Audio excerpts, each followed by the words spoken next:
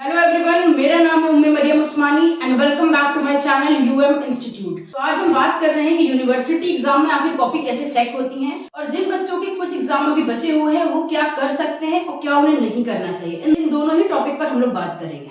देखिए, यूनिवर्सिटी में जब आपकी कॉपी चेक होती है एग्जाम खत्म होने के बाद, तो वहां पर होता क्या है, एक सब्जेक्ट से रिलेटेड जितने टीचर्स होते हैं उन्हें एक रूम में बिठा दिया जाता है और वहां पर उस रूम में उनको उसी सब्जेक्ट की कॉपी दे दी जाती है। फॉर एग्जाम्पल आपका मान लेते हैं अकाउंट्स का पेपर है, तो अकाउंट्स के जितने भी टीचर्स होंगे उन्हें एक रूम में बिठाया जाएगा और उन्हें सारी अकाउंट्स की कॉपी दी जाएगी चेक करने के लिए। लेकिन एग्जामिनर के पास इतना टाइम नहीं होता। ऐसा कहा जाता है कि एग्जामिनर एक कॉपी को चेक करने में 2 से 3 मिनट का ही टाइम देता है, उससे ज्यादा टाइम नहीं देता। और बच्चे आंसर लिख कर आते हैं बहुत ज्यादा बड़े बड़े। लॉन्ग में अगर 10 नंबर का 15 नंबर का आंसर आया तो लोग आराम से 5 पेज बच्चे लिख कर आते हैं। कुछ कुछ बच्चे ऐसे हैं जो हिंदी मीडियम के हैं तो वो लिखते चले जाते हैं, 10-10 पेज तक खींच देते हैं। कुछ इंग्लिश मीडियम के स्टूडेंट्स भी 10-10 पेजेस खींच कर आ जाते हैं। तो बहुत ज्यादा बच्चे लिखते हैं, इतना एग्जामिनर के पास टाइम नहीं होता कि वो इतना ज्यादा पढ़े। तो होता क्या है, वहां पर एग्जामिनर 2 से 3 मिनट ऑन एन एवरेज देता है और 2 से 3 मिनट में पॉसिबल नहीं होता है कि 10-10 पेज के 5-5 पेज के लॉन्ग को वो बैठकर रीड करे। तो यूनिवर्सिटी एग्जाम में भले ही आप बहुत ज्यादा पढ़कर गए हो, पूरा बुक छाप कर आ गए हो, या आप बिना पढ़े गए हो और सब कुछ बनाकर लिख कर आए हो, आपको मार्क्स एवरेज ही मिलने हैं। जो बच्चा पढ़कर गया है और जो बच्चा नहीं पढ़कर गया, ये एक कमी है कि उसको एवरेज मार्क्स ही मिलते हैं। तो अब एक रूम में बैठे जो टीचर चेक कर रहे हैं अकाउंट्स की कॉपी, जो प्रैक्टिकल क्वेश्चन है उसके आंसर टीचर के पास होते हैं क्योंकि टीचर आंसर मिलाता है और प्रैक्टिकल क्वेश्चन को थोड़ा ध्यान से भी एग्जामिनर चेक कर लेता है। बट थ्योरी क्वेश्चन जो होता है उसे एग्जामिनर ध्यान से चेक नहीं करता है। ज्यादातर होता क्या है, स्टार्टिंग की 2-3 लाइनें पढ़ लेता है, आपकी राइटिंग चेक कर लेता है, आपने आंसर को स्किप नहीं किया ये तो ये चेक कर लेता है। तो प्रैक्टिकल क्वेश्चन जो होता है उसे तो एग्जामिनर चेक करता है, या अगर आपने जो शॉर्ट आंसर्स आए हैं उन्हें 2 से 3 लाइन में एक्सप्लेन कर दिया है, कम लाइंस में एक्सप्लेन किया हुआ है, तो उसे एग्जामिनर रीड कर लेगा। बट जो लॉन्ग आंसर्स होते हैं उन्हें कभी भी एग्जामिनर रीड नहीं करता है। उनको रीड नहीं करता है तो उन्हें चेक कैसे करता है, एग्जामिनर कभी भी अपने पकड़ने का चांस नहीं छोड़ता है कि कोई उस पर ऑब्जेक्शन उठा सके कि एग्जामिनर ने गलत मार्किंग करी है। एग्जामिनर करता क्या है, जब उसके पास लॉन्ग आंसर आता है तो वो स्टार्टिंग की 2 से 3 लाइन पढ़ लेता है। वो ये चेक कर लेता है कि कोई आंसर इसने स्किप तो नहीं किया है, इस बच्चे ने बीच की कोई भी लाइन वो रीड कर लेगा। तो अगर वो लाइन बीच की उसने जो पढ़ी उसमें आपने कुछ ऐसा लिखा है जो उस टॉपिक से, उस क्वेश्चन से रिलेटेड नहीं है, तो वो आपको मार्क्स खराब दे देगा। बट अगर आपने टॉपिक से रिलेटेड लिखा है तो वो आपको एवरेज मार्क्स, अच्छे मार्क्स ठीक ठाक देकर आगे बढ़ जाएगा।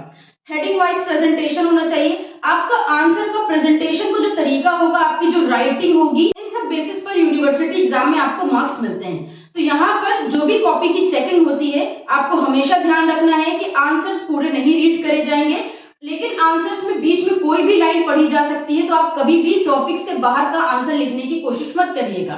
अब यूनिवर्सिटी एग्जाम में जो कॉपी चेकिंग होती है उसके बेसिस पर हम कैसे अपना पेपर अच्छा दें कि हमारे मार्क्स अच्छे आ जाएं।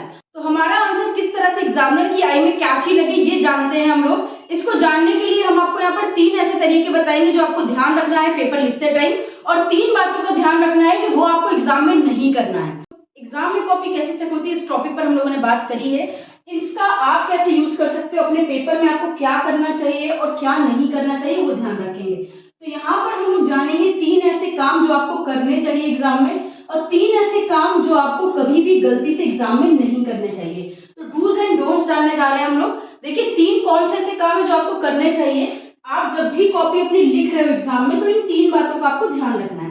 पहली चीज क्या ध्यान रखना है कि आपको जो भी आप आंसर लिख रहे हो उस आंसर का नंबर क्लियरली मेंशन करना है एंड हेडिंग वाइज आंसर करना है। ठीक है, जब भी आप हेडिंग वाइज आंसर लिखते हो ना तो एग्जामिनर पर बहुत अच्छा इंप्रेशन पड़ता है। आप जो भी आंसर कर रहे हो आपको स्टार्टिंग के एटलीस्ट कोशिश करना कि 3 पेजेस में नीट एंड क्लीन राइटिंग हो। ठीक है, राइटिंग जो होनी चाहिए स्टार्टिंग के 3 पेज बिल्कुल साफ सुथरे नीट एंड क्लीन राइटिंग होनी चाहिए। फिर जब हम लोग आगे लिखते हैं टाइम की कमी की वजह से स्पीड हम लोगों की बढ़ती है, हाथ में दर्द भी होना स्टार्ट हो जाता है क्योंकि पहले से लिखा नहीं होता है और राइटिंग खराब होने लगती है। तो स्टार्टिंग के 3 पेजेस को बहुत नीट एंड क्लीन रखने की कोशिश करना। देन थर्ड पॉइंट ध्यान रखना है कि आंसर में टॉपिक रिलेटेड ही लिखना।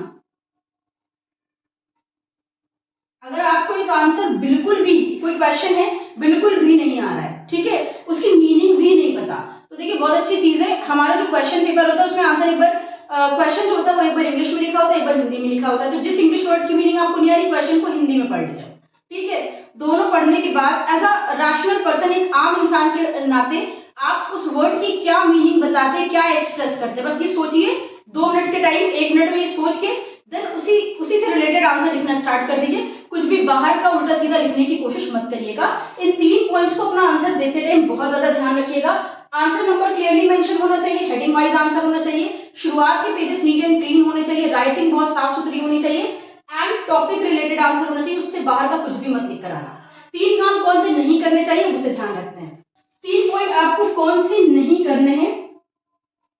पहला कि कोई भी आपको आंसर स्किप नहीं करना है, ठीक है। बहुत से बच्चे ऐसे होते हैं ना कि उनको आंसर नहीं आ रहा होता है तो वो छोड़कर आ जाते हैं। भैया छोड़ना नहीं है, अगर आप छोड़ दोगे एग्जामिनर सीधे 0 देगा। लिख कर आओगे, गलत लिखा है, बनाकर लिखा है, तब भी 2 नंबर तो देगा। 2 नंबर भले हैं 0 से, कभी आंसर छोड़कर मत आना।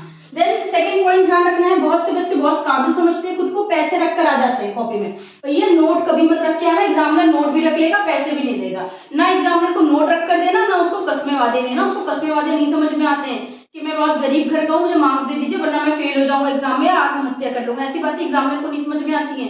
वो आपके पैसे भी रख लेगा और आपको मार्क्स भी नहीं देगा। तो ऐसी गलतियां मत करना।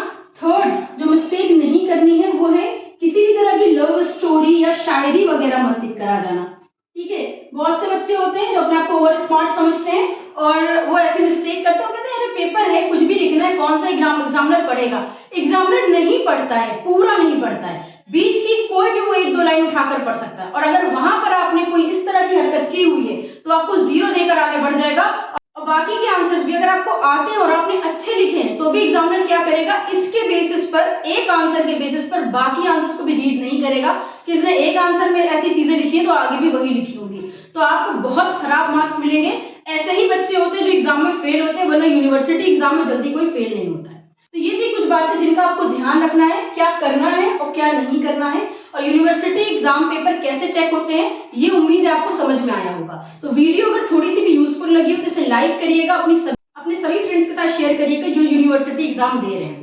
किसी टॉपिक में डाउट हो तो कमेंट में बताइएगा। चैनल को सब्सक्राइब करे बिना मत जाइएगा। फिर मिलते हैं एक नई वीडियो के साथ। हमारे साथ जुड़े रहने के लिए, वीडियोस को देखते रहने के लिए थैंक यू।